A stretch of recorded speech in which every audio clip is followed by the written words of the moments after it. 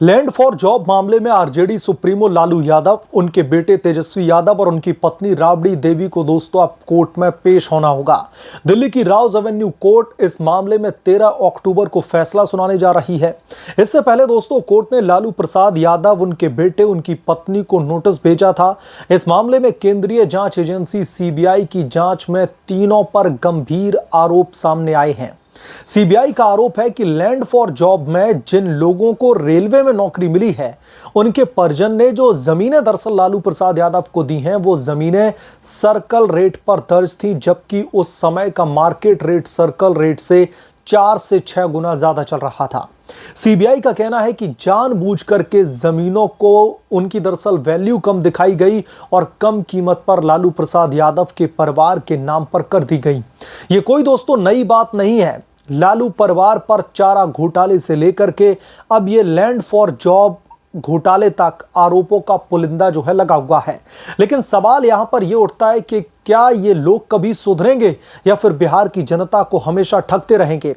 आज हम इस घोटाले की परतें खोलेंगे और देखेंगे कि इस कोर्ट के कदम से बिहार के चुनाव पर क्या असर पड़ने वाला है। दोस्तों सबसे पहले हम समझते हैं कि ये लैंड फॉर जॉब घोटाला है क्या। दरअसल साल 2004 से 2009 तक लालू प्रसाद यादव रेल मंत्री हुआ करते थे। इस दौरान रेलवे में ग्रुप डी की नौकरियां देने के बदले उम्मीदवारों ने लालू परिवार को सस्ती जमीनें गिफ्ट में कर दी या फिर ट्रांसफर कर दी। सीबीआई की जांच में सामने आया कि ये जमीनें सर्कल रेट पर रजिस्टर हुई हैं, जबकि मार्केट रेट उसका 4 से 6 गुना ज्यादा था। मतलब जानबूझ करके जमीन की वैल्यू कम दिखा करके लालू प्रसाद यादव के परिवार को फायदा पहुंचाया गया। सीबीआई ने दोस्तों चार्जशीट में लालू, राबड़ी देवी, तेजस्वी, तेज प्रताप यादव, मीसा भारती और हेमा यादव सबको आरोपी बनाया है। यानी कि लालू यादव का पूरा कुनबा जेल जाने की अब कगार पर है। आरोप यह है कि नौकरियों के लिए गरीब उम्मीदवारों की जमीनें हड़प ली गई। एक उदाहरण लीजिए, साल 2005 में एक बिहारी ने अपने बेटे की नौकरी के लिए तेजस्वी और तेज प्रताप यादव के नाम पर जमीन जो है गिफ्ट में दे दी। पैसे कैश में चुकाने का दावा किया गया। ईडी ने भी मनी लॉन्ड्रिंग का केस जो है चलाया और प्रॉपर्टी को भी सीज कर दिया। तकरीबन 6 करोड़ रुपए की प्रॉपर्टी को सीज किया गया है। अब सोचिए, लालू जी रेल मंत्री थे जिनका दम भरना था कि उनका रेलवे को उड़ान दी है, लेकिन उड़ान तो उनके परिवार की संपत्ति को मिली है। ये गरीबों की नौकरियां थी जो बिहार के गांव से आते थे। लालू परिवार ने इनका शोषण किया। क्या यह सामाजिक न्याय है जिसका आरजेडी ढोल पीटती रहती है? नहीं दोस्तों, यह महज भ्रष्टाचार है। अब आते हैं लालू परिवार पर। लालू प्रसाद यादव बिहार के मसीहा बनने वाले, लेकिन कोर्ट के कागजों में चोर हैं। चारा घोटाला हो या फिर आईआरसीटीसी होटल घोटाला हो, लालू पर दर्जनों केस दर्ज हैं। अपने आप को भले ही ये मसीहा बताते रहें, लेकिन कोर्ट की और जांच एजेंसियों की नजर में ये चोर हैं। अब लैंड फॉर जॉब्स में सुप्रीम कोर्ट ने भी ट्रायल्स पर रोक लगाने से इनकार कर दिया था। उनके वकील कहते थे कि सीबीआई चुनिंदा टारगेट कर रही है, लेकिन सच्चाई यह है कि सबूतों का पुलिंदा है। 78 आरोपी बनाए गए इस मामले में। 12 जमीन डील्स का जिक्र किया गया है। राबड़ी देवी जो कि पूर्व मुख्यमंत्री हैं, लेकिन आरोपों में डूबी हुई हैं। मीसा भारती सांसद बनी हुई हैं, लेकिन ईडी ने उन्हें भी दरअसल लपेटे में ले लिया है। हेमा यादव राजनीति से दूर रहने वाली हैं, लेकिन जमीनों की मालकिन हैं।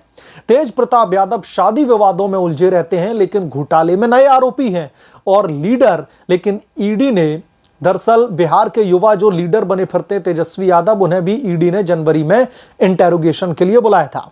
यह परिवार दरअसल डायनेस्टी है दोस्तों। लालू प्रसाद यादव की सत्ता, राबड़ी देवी की कुर्सी, बच्चों की राजनीति, सब कुछ भ्रष्टाचार पर टिका हुआ है।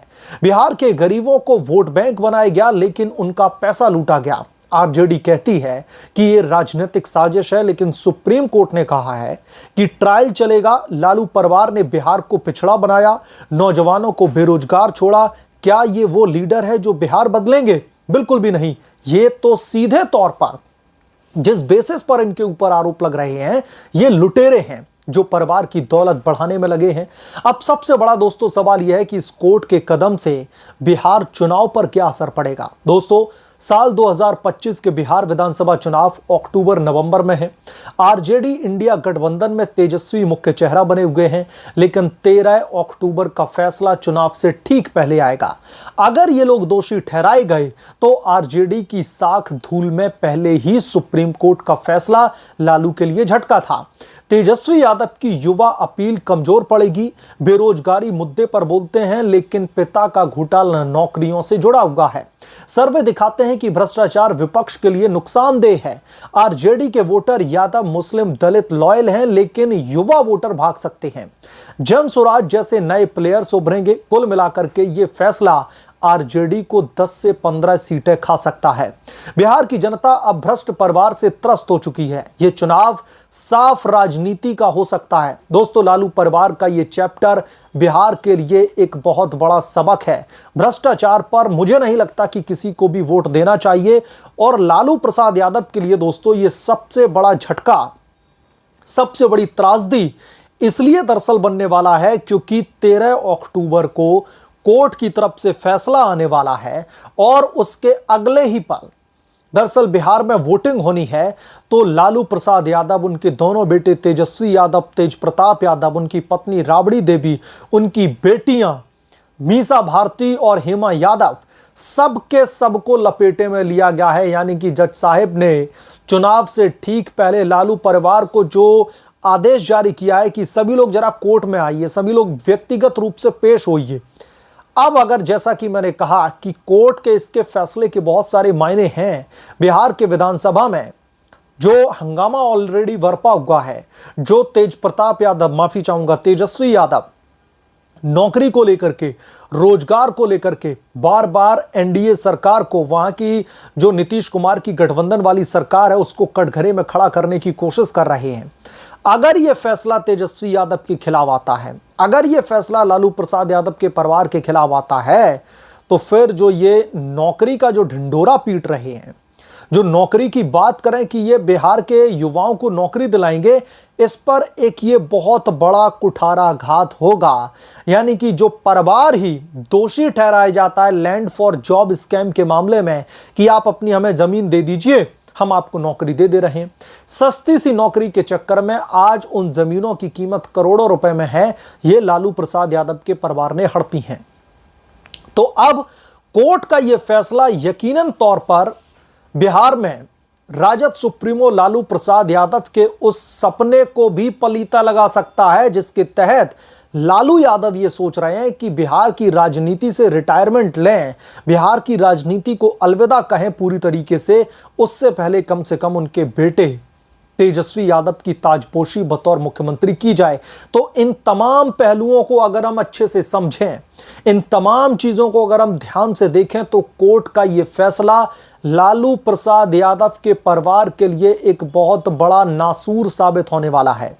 और लालू यादव ने यह सोचा भी नहीं था कि जब वो रेलवे मिनिस्टर थे, उस समय का यह घोटाला आज साल 2025 में भी इनके गले की फांस बना हुआ दिखाई देगा। अब लालू प्रसाद यादव की तरफ से जितने भी घोटाले किए गए हैं, सुप्रीम कोर्ट ने भी ट्रायल से इनकार कर दिया था, चाहे फिर वो चारा घोटाला हो, उसमें लालू प्रसाद यादव जेल होकर के आए हैं। और अब लैंड फॉर जॉब स्कैम मामले में पूरे के पूरे परिवार पर अब गिरफ्तारी की तलवार लटक रही है, दोषी ठहराए जाने की तलवार लटक रही है। और इस फैसले के बाद में यकीनन तौर पर आरजेडी का बिहार से मुझे लगता है कि जो सत्ता पर काबिज होने का जो एक बहुत बड़ा सपना ये लोग देख रहे हैं, इसमें पलीता लग जाएगा। भले ही वोट चोरी को लेकर के, भले ही तमाम चीजों को लेकर के ये लोग सुर्खियां बटोर रहे हैं, लेकिन यहां पर समझने वाली बात यह है कि ये खुद चोरों के सरदार हैं। इन्होंने इतने घोटाले किए अपने शासनकाल में, जब इनके पास में सत्ता थी। ये मैं नहीं कह रहा हूं, ये इन्वेस्टिगेटिव एजेंसीज, ये तमाम आरोप और कोर्ट की तरफ में, कोर्ट में जो हियरिंग चल रही है, उन तमाम चीजों से ये सब कुछ निकल करके सामने आ रहा है कि किस तरीके से लालू प्रसाद यादव जब रेलवे मिनिस्टर हुआ करते थे तो उन्होंने कैसे लोगों को ठगा था। तो तब इन्होंने लोगों को ठगा था, अब जनता इनको ठगने का पूरा प्लान कर चुकी है। अब देखना दिलचस्प होगा कि कोर्ट का फैसला 13 तारीख को जब आएगा, 13 अक्टूबर को आएगा, तो क्या होगा। आपसे गुजारिश है कि फैसले का इंतजार करें। जैसे ही कोर्ट की तरफ से फैसला आएगा मैं तुरंत आपके बीच में लेकर के हाजिर हो जाऊंगा। अगर आपको ये रिपोर्ट पसंद आई है तो प्लीज लाइक, शेयर और सब्सक्राइब करना बिल्कुल भी ना भूलें। जल्द मिलूंगा किसी दूसरे अपडेट के साथ में, तब तक के लिए धन्यवाद, नमस्कार।